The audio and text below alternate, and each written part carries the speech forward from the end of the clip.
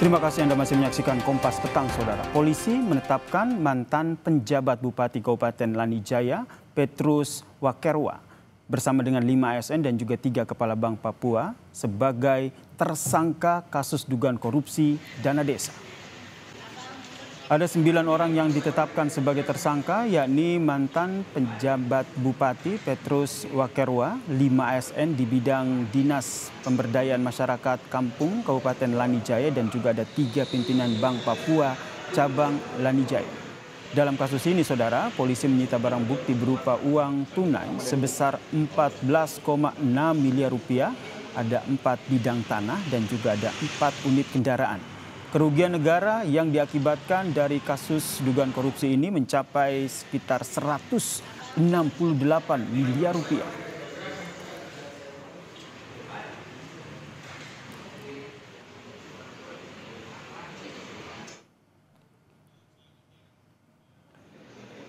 Kapolda Papua Irjen Patrijaya Renwarin bilang kasus korupsi dana desa di Papua terungkap setelah polisi menemukan pemindah bukuan dana desa oleh Dinas Pemberdayaan Masyarakat Kampung tanpa sepengetahuan kepala kampung maupun bendahara kampung.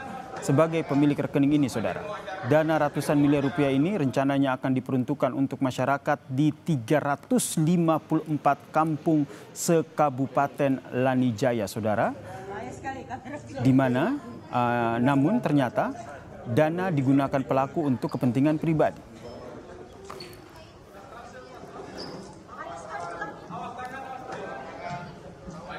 Dan audit oleh BPKP, kemudian telah ditetapkan tersangka atas dugaan tindak pidana korupsi dana yang bersumber dari APBD dan APBN tahun 2022 hingga 2024 di Kabupaten Lanijaya. Dugaan kerugian negara sebesar 168 miliar 682 juta 675 ribu rupiah.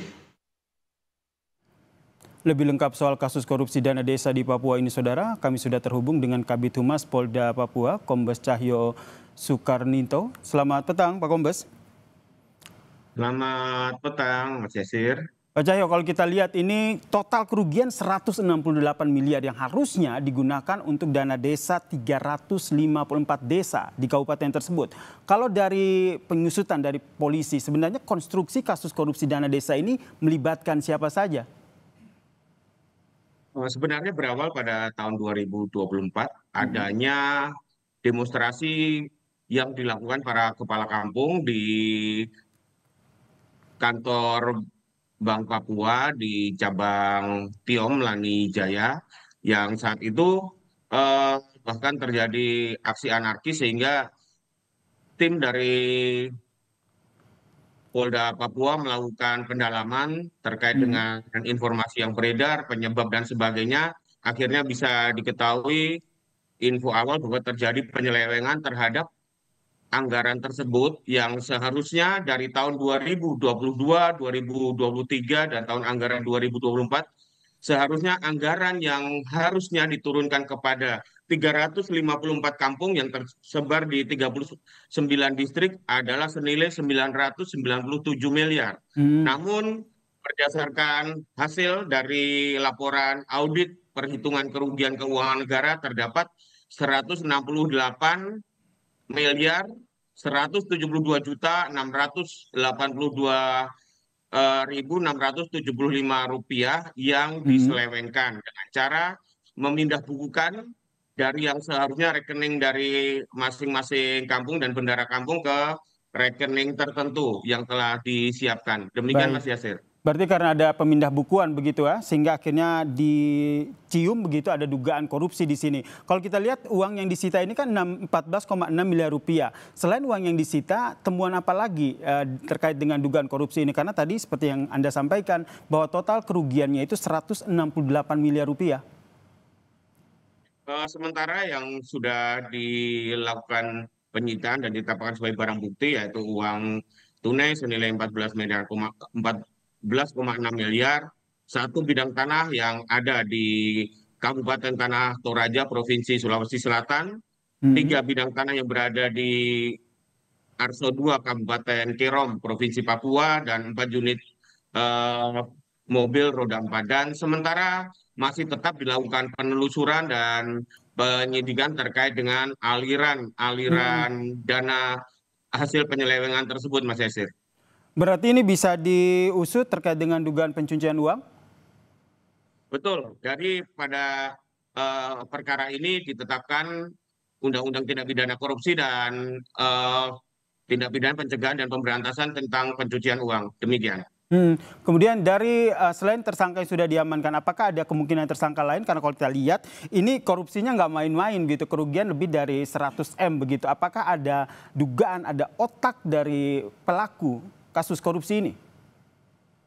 Sementara sedang dikembangkan dari para tersangka yang sudah ada ini, dan tentunya juga dilacak keberadaan hasil dari penyelewengan uang negara yang seharusnya dialokasikan untuk masyarakat di 354 kampung yang ada di Kabupaten Lanijaya ini.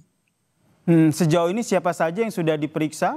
Apakah juga ada kemungkinan untuk memeriksa bupati di wilayah desa ini? Salah satu tersangka adalah pejabat bupati yang menjabat saat itu, Mas Yasir. Dan dari perkara ini sudah diperiksa 102 saksi. Oke. Demikian. 102 saksi sudah diperiksa. Masih ada kemungkinan untuk adanya tersangka lain? Tentu akan dikembangkan berdasarkan hasil pemeriksaan saksi, hasil pemeriksaan tersangka, alat bukti yang ada, dan bukti petunjuk dari rangkaian tindak pidana yang terjadi. Dan nanti apabila muncul nama-nama lain dari yang dapat patut diduga ikut turut serta ataupun melakukan, pasti akan ditetapkan sebagai tersangka. Demikian, Mas Yasir. Oke, masih terus diselidiki, terutama tadi soal adanya dugaan pencucian uang. Ditelusurinya dalam bentuk apa saat ini sudah dilakukan? Karena tadi seperti yang tadi disampaikan bahwa tidak hanya uang tunai yang disita, tapi ada juga tanah, kemudian ada juga sejumlah mobil yang juga disita. Apakah ada hal lain yang juga dilakukan? Tentu berdasarkan dokumen-dokumen hasil penggeledahan yang dilakukan di sesuai alamat maupun informasi yang ada, ditelusuri satu persatu. Apabila itu nanti ditemukan novum atau bukti baru berkaitan dengan tindak pidana yang terjadi, pasti akan dilakukan tindakan kepolisian sesuai dengan peraturan hukum yang berlaku. Demikian. Kalau soal dugaan pencucian uang nih, petunjuk-petunjuk apa yang sudah akhirnya ditemukan oleh polisi? Dari dugaan tindak pidana pencucian uang, tentunya sudah berikan aset diatasnamakan orang lain, dipindah tangankan kepada pihak lain, dan ini tentunya masih membutuhkan waktu koordinasi dengan instansi terkait dalam hal menelusuri aliran-aliran dana hasil dari tindak pidana korupsi ini. Pak Cahyok, ini kan kasus terjadi di kabupaten yang ada di Kabupaten Lanijaya begitu ya, di Papua. Nah, ada kemungkinan atau indikasi hal serupa juga terjadi di kabupaten-kabupaten lain di provinsi ini?